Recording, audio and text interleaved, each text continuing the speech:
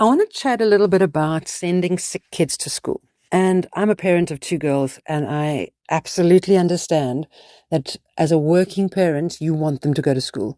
You cannot afford to take off 1, 2, 3, 4 days, 5 days. I don't know, every term. It gets ridiculous, right? You want to put them on antibiotics and you want to get them back off to school. When COVID hit, one of the things I said, and a lot of people disagreed with me quite strongly, is I said that teachers were the most qualified babysitters because what parents needed most when the whole world went into lockdown was somebody to help them look after their kids. And teachers are massively qualified to do that. And of course, they're not just looking after them, they're educating them as well. So I completely get the draw for parents, when a child is sick, get you as well as possible, as quick as possible. And sometimes even while you're still sick, I need to go to a meeting, I'm sending you to school. I get it. Now let's look at it from the other point of view. Teachers are sitting at school and they've got a sick kid at school. Right. So first of all, a sick kid has a smaller window of tolerance. They're typically more dysregulated, or they can get into a dysregulated state faster. And for smaller things, they get triggered by little things. They get upset by little things. So now you've got a teacher, and luckily for me, my biggest class is 11 at the moment. So I've got a teacher with 11 kids. Some teachers have got a classroom of 30, 40 kids, and then they've got 1 or 2 or 3 kids that are sick, and they are dysregulated, they're disruptive, they're getting triggered by everything. Now they go into the playground, they're causing fights, they are making everybody else sick.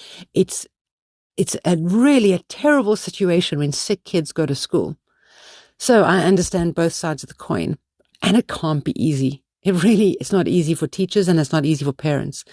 So my thinking is that when a child is sick, you've got to keep them home in the beginning, and you've got to do your best to get them over that illness as fast as possible and get them to feel better and to not be infectious.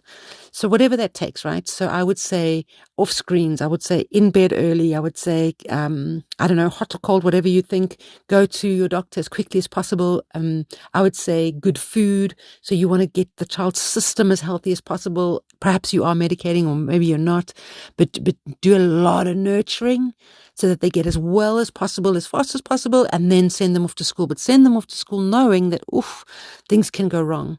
Because what you don't want is you don't want a kid that's sick on the playground that is starting to hit everybody because they can't tolerate it anymore because they're not feeling well. Now you've got a behavioral thing, and our teachers have to handle that. And they're not mom and dad, they're teachers. So they're mandated to handle things in certain ways. And that is not always a great thing for your child. So when it comes to sick days, I think it's up to you what you decide to do. You just got to, whatever choice you make, you've got to know that there's a consequence to that choice. And you can decide as a family.